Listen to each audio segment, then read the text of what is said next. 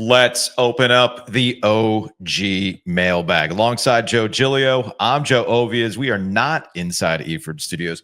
We are not at Spectrum Center in Uptown Charlotte. No, we are at the Airbnb somewhere in the, what is this, like the Wesley Heights area? Wesley Heights. Yes, it was a good find. It was a good find. When you're a small business, you got to find some deals. You found an Airbnb deal. Such a good deal that you're sleeping on a fold-out couch, Joe. I wish it was a pull-out couch. It's like a futon that goes down. It is probably the cheapest couch. Well, I was going to say since my technician days, because we used to sleep on the couch at technician. Yeah. Because of heating and air conditioning. Air conditioning, really, back then. There was no air conditioning in the dorms. So we would sleep at technician for a couple days a week. You'd walk uphill in the snow both ways. Sure. Up to Witherspoon Student Center, too. I would say it reminds me of the Witherspoon Center, but it doesn't, because those were like the industry, government issue couches. Yes. That furniture that was had to last a minimum of 40 years. This is easily the worst, flimsiest couch that I've ever seen in my entire life. The thing about this Airbnb that kind of cracks me up are the shelves. They are suspect. They're super sus shelves. You can't see it. If you're watching on YouTube, you can see some of the microwave behind me because we're doing this in the kitchen. And the microwave's tilted down and it just feels like it's going to slide out of that thing. At any minute. At any moment. You open up the door to get whatever it is you're microwaving and suddenly you find yourself there. We got shocking. I know this is going to come as a surprise to people. We have a lot of NC State opinions, Boo Corrigan opinions on the OG Sports Phone, which we will get to on the OG mailbag. But before we get going with some listener things, we do need to go to Joey Giggs. And now we have an official theme song for Joey Giggs and this NC State coaching search. Brian over at Nice Price, just working overtime last night. Woke up this morning, tracked myself a flight. Might get our top candidate if the pizza's right. Wade or Gainey, will it be? Or somebody new?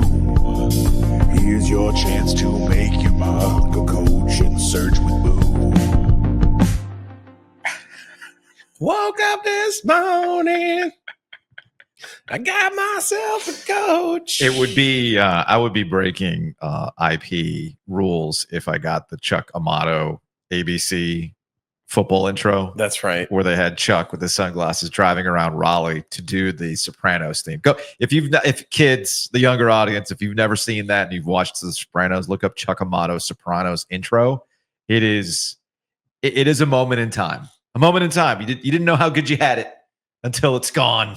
The ill-fated Georgia Tech game. Yes.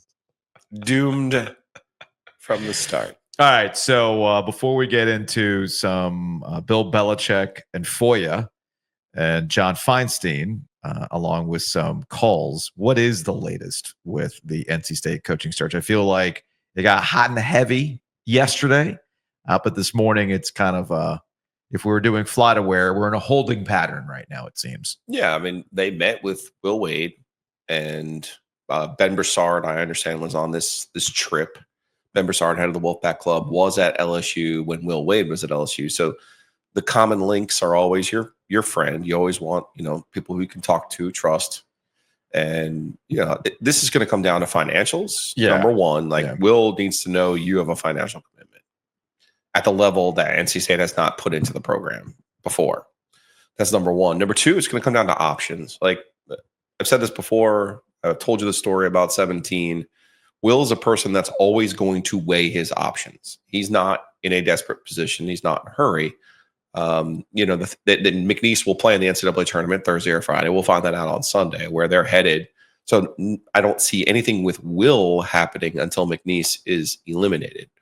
Now, if Will communicates to Boo and to Ben and the committee, if you will, the ad hoc committee, if you will, that he's not coming, then they could very easily move on to Justin. And Justin's birthday happens to be your birthday. Oh, I didn't know that. 3/19. So we could see Justin here, Jay Lucas style, leaving Tennessee and saying, fine, I got to get going. I got to get it to work in the portal at NC State. So we'll see how that goes. I think that's where we are. We're in the hurry up and wait phase. We're also in like, what are your financials going to be? And not just like some sort of promise. Mhm. And then the second part of that really is with Will in particular, what other jobs are going to be open? What are his other options? I have no doubt that Will would rather be the coach at NC State than McNeese. Sure. I have no doubt about that. But if you're going to have Texas in play, if you're going to have and whatever other job might pique his interest, which I don't think, based on where those dominoes are, I don't think they move quite the same way as in the past. Yeah. In part because of these the teams that are still alive and still playing. Plus, we quite frankly, we've seen other jobs that are filled by assistants, which doesn't move other jobs open, doesn't move other chairs open. So that's kind of where it is right now. NC State has made their big move, their big push on Will, and now we'll see what Will ultimately decides is best for him. Does the NC State ticket office know something we don't? I got an email this morning at like 10 o'clock in the morning. It says the new era is here. I'm like, oh, was there a hire overnight? I must have missed something. I didn't get the alert. And it's an email from the ticket office. Strength in the pack. They got some dude, hands up. I'm kind of sad it's not Steve, or Chung Easy. Just give me a true sicko out here on the picture. The future is bright, the email reads, for NC State men's basketball. With new leadership for the program and exciting enhancements underway at Lenovo Center, it's a great time to be a member of Wolfpack Nation. I'm like, did they announce? No, just, hey, man, new leadership, TBD. Just no, under new management, right? And then Coleman on Blue Sky had a funny response to that. Will you join us at Lenovo Center, which is located just off Wade Avenue? Who knows? Maybe there's a tell. Maybe there's a tell. Good. So yeah, that's the latest on that. I'm sure we'll get into a little bit more in the after dark after Carolina and Duke play. That's when we'll be on this evening live on YouTube with the podcast to follow. Let's go to the OG sports phone, shall we? 919-444-2211. Call the OG sports phone and curse or don't. Think this came to us from a 336. What happens when the most influential Wolfpacker goes undercover living with the two most influential Tar Heels? He's a wolf in sheep's clothing this fall on ACC Network. It's My Two Roys, starring Joe Giglio. Produced by Jim Goodnight, we fucking hope. Oh, my God.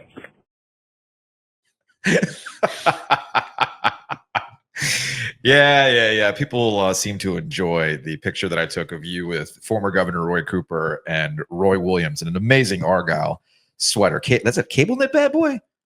Yeah, it's like a cable knit kind of texture on there. Anyway, there's a lot of ACC network opportunities for you, Joe. Yeah, let's do it. Who's not going to watch My Two Roys? Speaking really of appealing to that younger audience. Oh, absolutely. So speaking of Carolina, I love it when people send me these things like I hadn't seen it already, right? Like, did you see this about Bill Belichick? Did you see this about Bill Belichick? Like, yes, we saw this about Bill Belichick. We did not bring it up on yesterday's After Dark because, well, Cooper Flag got hurt, Malik Brown got hurt. We had coaching search update stuff. Carolina won, all that kind of stuff. Yes, we did. Had a lot to get into. We did have a lot to get into yesterday. And one of those things that we could get into right now, and I know again, this is one of those collective responses from everybody to talk about Bill Belichick. This is from Matt Hartman over at the Assembly. There's been a lot of deep dives through FOIA requests into how Bill Belichick got to North Carolina. I know ESPN did a big deep dive about this a couple of weeks ago. The Assembly also looking at this from the perspective of local state politics. At some point, and I know former Chancellor Holden Thorpe had put on social media some of the stuff about how ridiculous it's gotten, the crossover of athletics and education and what the actual missions of the university and everything else, right? So in this FOIA request, Matt Hartman pulled this email that was from Bill Belichick to our former colleague, Robbie Pickerel. He used to work with Robbie at the News and Observer. She used to cover Carolina. Now, what is Robbie's official title at Carolina? Robbie's one of the associate athletic directors. Okay. She works very closely with Bubba. Yeah. And I noticed for Bill's presser, she kind of had to run it. Yeah. Because I know there's a little bit of a state of flux there. Who's going to handle Bill's kind of day-to-day PR stuff? Oh, well, we might actually have a handle on Well, who's handling his day-to-day PR stuff. It might be his girlfriend, Jordan. So in the email that's CC'd to Mike Lombardi and Jordan Hudson, Robbie, thank you for the email. I'm including Jordan on this email so that she can keep up with our postings. Can you include her on anything you send me? Thank you, BB. Tell me Bill Belichick has fallen off without telling me Bill Belichick has fallen off. This man had somebody on staff with the New England Patriots who had an office that was like deep down in the Patriots facility bunker with a red stapler, whose entire job it was to figure out the rule book and find any way to get over on the rule book, to do things that nobody else would ever think of. But we finally found the Bill Belichick weakness. My man knows shit about shit when it comes to state laws and Freedom of Information Act requests. And this is one of them. And the NFL people are just eating this up, going, man, could we go back in time and show old Bill Belichick this email, the guy who's all about doing your job, no distractions, no nothing. And my goodness, you're so in deep with your young girlfriend that this is the result. Pablo Torre of the Levitard Network has done deep dives onto whether or not Jordan Hudson is actually his PR handler and making decisions for him, including the fact that the latest thing is that the reason why the HBO Hard Knocks did not work out was because Hudson wanted producer credit. And when she was not going to get producer credit from NFL Films, like, come on, we don't play that game. Apparently, she went to Bill. Again, this is all the talk. I'm just telling you what I'm hearing, all right? Just pure stuff that's out there. That once she could not get the producer thing, Bill scuttled the thing because, well, my girlfriend's not getting this. So it's like this is on the surface level, it's like approaching shared Facebook account status. Like you're entering that territory. Like what's going on? What Spidey senses are going off here. What's going on here? And yeah, I mean, we're probably a couple months away from Jordan Hudson sending Bill Belichick TikToks of high school recruits going, you should check this guy out. That's kind of like the path we're headed right now. Oh, Woody Johnson's kids with the Madden rating. Yeah, like, hey, why don't we go get this guy because he's got a great Madden rating. We play Madden all the time. I'm sure that she'll pop on Instagram and there'll be a reel or somebody send her a DM like, hey, check out my kid. And she's like, hey, Bill, you should see this kid. We're headed in that trajectory at this rate. And I'm just wondering if UNC money people are getting regrets over how this stuff is being played out. To your point about losing the fastball, though, every coach and every AD I've ever covered not only have two phones, but they have two accounts. They have a work email account, right? And anyone and their mother can sign up for a Gmail account. Yes.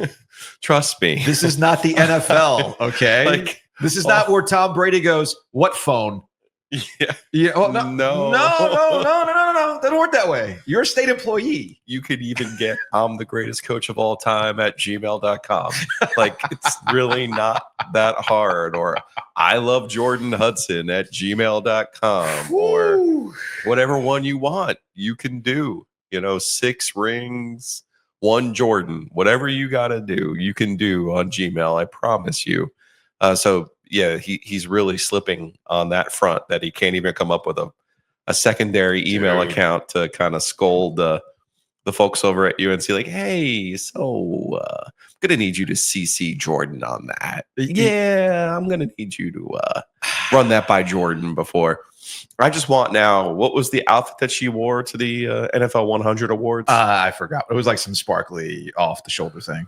But there was like no midsection. No, it looked like she was going to a pool, right? Yeah. Basically. Yeah. I want now that to be silhouetted, put on a dark blue t-shirt and with Jordan Brand as that's the new logo. Jordan Brand UNC football. Jordan. Y'all, I don't want to be like this about the Bill Belichick hire at North Carolina. I really don't. but I'm having a hard time taking it seriously when I see shit like that. I just have a hard time taking it seriously. And it goes beyond the girlfriend, because this is about hiring the kids and having Mike Lombardi on staff at 1.5 million, bringing your boys back. You know, again, all the things that Belichick railed against on one of his last podcast appearances, why he's fed up with the NFL. He's basically talking about nepotism. And yet, here we are. I mean, you and I were talking to somebody about this week about, you know, you go to these coaching conventions, whether it's a college basketball coaching convention or a football coaching convention, and it's like, who do you know, man? Yeah. Who do you know? I'm not saying that Bill is the only one doing this, but you can't say, man, the NFL sucks because we got all these fail sons. And yet, here we are. So I know that Carolina people get after me and just, you know, you're being a hater and all this other crap. And I'm like, I'm really not. Like, I'm really interested to see how this all plays out because of the investment that North Carolina has made to football. But I am now wondering if the big money people are seeing how this is being run and wondering, this does not seem like it's being run in a way that a modern college football program should be run. The way it was explained to me, like Carolina could not get this type of investment in football if they had hired the Georgia assistant, Sure. if they had hired somebody else. If Scott Satterfield comes home, if you will, right? Because he wants to come back to North But Carolina. I think after a year of this, I think it peters out and they can then still convince those financial people this is still the way to go. Because remember, Carolina's making a specific response to Duke football in this move because Duke football had pulled ahead NIL wise. And you know, now this is Carolina's big response. You can do it now, I think, without having Belichick's name attached next year or going forward. But I do think ultimately Belichick's legacy will be convincing Carolina to go all in on football and that he has used the University of the People as his personal ATM. It's rough. It is rough. All right. The next thing that we are going to tackle, got some response to this, is about the passing of John Feinstein. Feinstein was 69 years old. The first where I saw it was Hoops Weiss was the one that had tweeted it out. And then at Spectrum Center, talking to a lot of, you know, media people, they were finding out in real time as well and trying to get confirmation and things like that. We had seen John at the ACC tournament in DC last year, and he looked like he had declined a bit. He was still his usual self, but just looks wise. If people know what we're talking about, sometimes you can see somebody you haven't seen in a while and you go in, looks like they've been kind of dealing with some health issues. Hopefully they get over it, right? But the way it was presented, he just kind of died suddenly and passed away yesterday. And there's been a lot of tributes pouring in. And for the younger generation that listens to this podcast, you know, before we had podcasters and we had YouTube and we had everything else and TV and all that kind of stuff, the rock stars were the columnists and the writers like John Feinstein. And you were kind of left in awe at the level of access that they were given back in the day. Now, you got to build those relationships. You just can't pull up to Bobby Knight and be like, hi, I'd like to write this book, Season on the Brink. Like it don't work that way. Okay. No, you can trust me. Yeah, trust me. I highly recommend if you just want like a starter pack edition of John Feinstein, if you've never read any of his books and you're interested in triangle sports, The Legends Club is essential reading. It is a book that he had kind of been working on for various angles and then just kind of came together with almost an anthology talking about the relationships of Jim Valvano, Dean Smith, and Mike Krzyzewski. And I do think it's a book that perfectly summarizes why people our age and above feel the way that they do about triangle hoops and the dynamics in play in the 80s up until Jim Valvano's passing, right? And the unique relationships that have been formed through those three guys, and really paints a picture of how Kay was like the young upstart opposition coach that rankled Dean Smith, and then he eventually became Dean Smith, right? He became that guy, so to speak. So there's all sorts of essential stuff. And I know for you, Joe, like, you know, you read all the books and the golf stuff and everything else, you're like, dang, man, I want to do that. Yeah. That was Feinstein. Yeah, I mean, Season on the Brink is, you know, one of the seminal sports books ever written. and about following Bob Knight. It was the year before they won the title. Yeah. So his timing was actually slightly off. Mhm. But then when they won the title, then again, it becomes, oh, now Bob Knight's got 3. He's the greatest coach of all time. It's this, it's that. And he had unbelievable access. It's funny. Craig Hamill's uncle is the guy who wrote for the Bloomington paper. Yeah. Featured prominently in that book. Yeah, for those who don't know, Craig is he's the communications for basketball at NC State. So, that era and Knight, the personality of Knight. John is a Duke guy. John went to Duke, so he had a relationship with Mike Krzyzewski. Mike Krzyzewski obviously with Knight.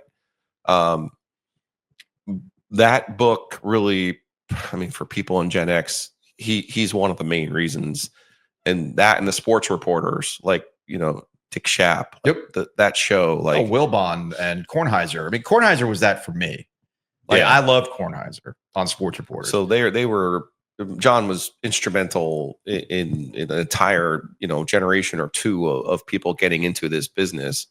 Number one, and number two with John, he obviously had a relationship with my mentor Carlton Tudor. So John was always incredibly gracious with his time, even when I was like 23 and 24 and getting in. And part of it was Tudor saying, oh, yeah, this guy's okay, But I think part of it was also just John appreciated and tried to throw the rope back over the wall, if you will, to try to help other people, particularly for those of us in the triangle. And that's why up until he had passed, you had heard him on with Adam Gold. Yeah, all the time. Regularly. When Mike retired, that was the one person I would have liked to have talked to. And Adam did. Adam talked to John. And John was always great that way. But number 3, unfortunately, my son wants to get into this business. And, this is now I believe we are now in a storytelling business. You watch Theo Pinson's podcast, and he has people on, and they tell stories. I live for when we talk to people and they tell us these great stories, right? Roy Williams, we did a whole podcast project with great Roy stories. The thing about John is he has my 2 favorite anecdotes about both Dean Smith and Mike Krzyzewski. Yeah. So let's start with the Dean Smith one, because that one's a little bit of a tougher nut to crack, because for those who weren't around for Dean Smith, Dean had someone in his office cut out every article that was written about North Carolina. And it wasn't, and if you don't know, Dean had a computer brain, and Dean remembered every details. His brain was amazing. And not only did he read every word, he looked up the author. So every person who ever covered Carolina basketball would eventually have a moment where they would either go into the office with Dean Smith, or he'd find you after a press conference. He would always say to Chip Alexander, oh, okay, Chip, yes, I know over at NC State. I know that's how they do things where you went to school, but he knew. So for Dean to accept John as a Duke grad was actually a fairly big thing, right? So my favorite story that he has about Dean Smith was they were riding around one day, and Dean was telling him some story about how he had helped, basically, for the lack of a better term, help integrate Chapel Hill. And there were some people that he was helping that he was not publicizing. And John was like, essentially, to boil it down, John said, well, wow, why don't you make a bigger deal about this? Why don't you let people know that you've helped and how you've helped the community? And Dean said to him, you should never be proud of doing the right thing. And obviously, John tells the story a lot better than I do. But think about, those are kind of words to live by. You should never be proud of doing the right thing. It's a great anecdote that he has about Dean Smith. And then the one from Krzyzewski is, again, you got to remember your point about access. So there's a famous story that after Duke, the 83 ACC tournament was down in Atlanta, and everyone remembers NC State coming out of that bracket. Well, there was another young coach in his 3rd season who lost 109-66 to Virginia in the first round of the ACC tournament in Atlanta. 109-66. For those who ever wonder why young Mike Krzyzewski or old Mike Krzyzewski always put it in somebody's ear at the end, it was because he remembered every score. Yeah. He remembered everyone who beat him on the way up. So Duke loses 109-66, and word is they go to, not a Waffle House, but like a diner the next day. And there's a small group at the table. Feinstein's one of them, and a couple of K's like right hand people who were with him the whole tenure at Duke. Yeah. And one of them says, "Well, here's to forgetting tonight, 109-66." And K interrupts him and he goes, "No, here's to never forgetting tonight, because that's how we're going to get where we want to go." Mm-hmm. And that's a great story. No, that's an incredible story. To have those two in your back pocket, think about that. Well, that's amazing. And that's my thing with John. To your point, he genuinely took interest in what you were doing. I mean, as I put on social media, the guy rubbed elbows with every, to borrow a Ross Martin phrase, every big hitter. Okay. Mm-hmm. Big hitters only. That was John Feinstein, man. Big hitters only. And he had no problems reminding you that he hung out with all these people. He was very proud of the fact that John he had an ego. John had an immense ego, and he loved to argue, which is why him and Adam Gold had a great relationship, because they loved to argue. But to your point about Tudor, that relationship that Feinstein had with Adam eventually bled over to me, where I went from a producer that would just call Mr. Feinstein, we're ready, to like me going to a Final Four for the first time, or being at an ACC tournament or whatever, and having like no issues to be like, "Hey Joe, what's up?" Like not a single like, "Oh, let me go say hey to John. He's busy." Joe Ovius used to work with Adam. No. Yeah. He was like, "Hey Joe, blah blah blah blah blah," right? And he was like, "I know, how are things?" and all that kind of stuff. And it's that kind of stuff that you're talking about, James, and having the sickness of wanting to do this kind of stuff. We were talking to some guys on the media bus yesterday, some Wake Utes. some Wake Utes, and they were breaking down Wake Forest basketball. Oh my goodness! I was like, it was you're warming my heart. But right, and it's good to see. It's good to see young people give a shit. But unfortunately, the business does not afford you to invest, because it's not going to love you back. To be at the diner with Mike Krzyzewski, right. To be at the diner with Steve Forbes after they lose last night. The access is gone. You can track the trajectory of how it used to be at the ACC tournament for what we do to where it is today, right? And obviously, we're going to make chicken salad out of chicken shit when we can. I mean, that's the beauty of technology too. It goes both ways. But, you go back 10 years, it was vastly different in how the media was treated. And I'm not bringing this up in the context of like, woe is us.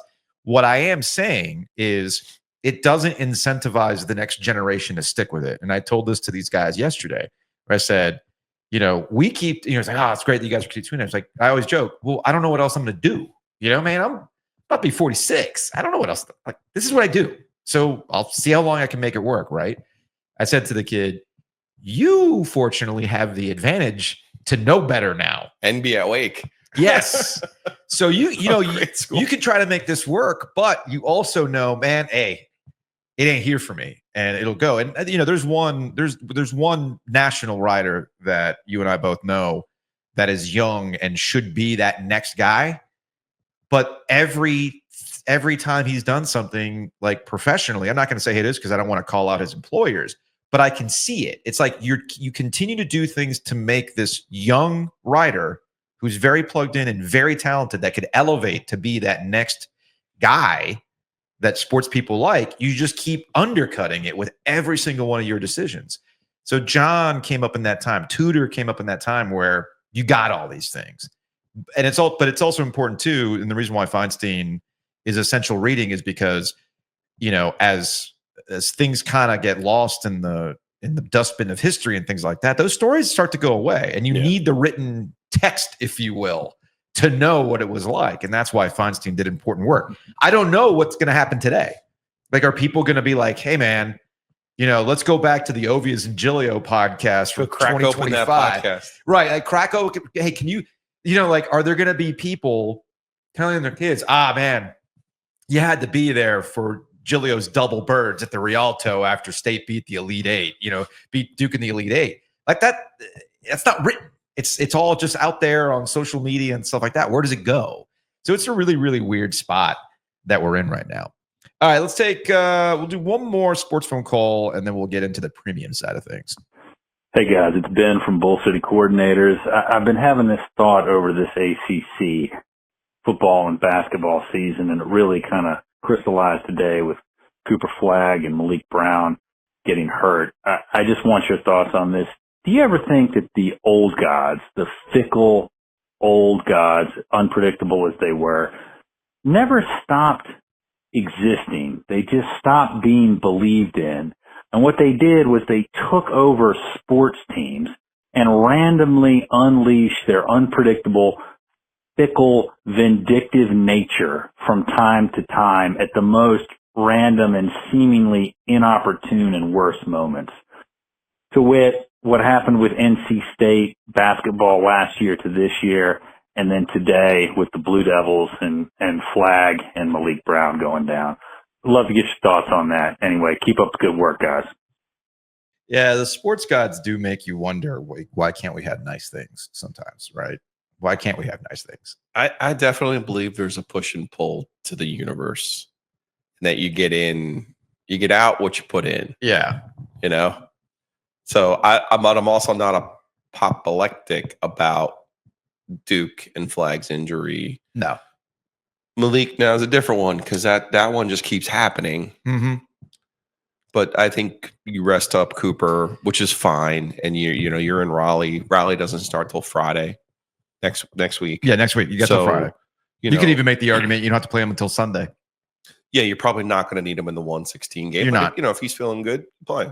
Sure. I focus on what John said in the post game for the tournament. He has to be absolutely convinced. I'm just not going to take it. I have to be convinced. And that's the way he should handle it. So I don't expect to see Cooper Flagg the rest of the way. If I do, well, then, good. That's awesome that he's that healthy and everything else. Maybe they try to test it on a Saturday in the championship game, depending on who they play. I don't know. But to me, it's just not really worth the risk at this point. And I agree with John Shire. What I don't agree with is some of the sentiment that I've seen from fans and even some national people about the value of the tournament itself, right? You're like, we don't need this banner. It's the other banner. I understand that, but that doesn't mean that Duke, you play to win. If you're in a tournament, you want to win the tournament. You can still prove things by winning the ACC without Cooper Flagg and Malik Brown. There's things to learn, opportunities here. So this idea that, maybe I think I saw somebody it was one of these Duke Barstool accounts. Somebody had sent it to me. I think it was Paul who sent it to me. And it was like, we should just decline ACC tournaments and just stuff like that. I'm like, that is such small dick energy, man. I don't understand why people think like that. If you're about that life, be about that life, go win a tournament. And you can still do it without Cooper Flagg. So I'll just leave it at that. That's going to wrap it up for the free portion of the OG mailbag. Thank you for being an OG fan subscriber if you're going to be locked in the rest of the way. If you want to hear some Boo Corrigan discourse from our NC State listeners, it will be on the paid side. So head on over to ogtrianglemedia.com and be part of OG fans. You get the newsletter, you get these premium podcasts, and thanks to everybody who's doing it right now.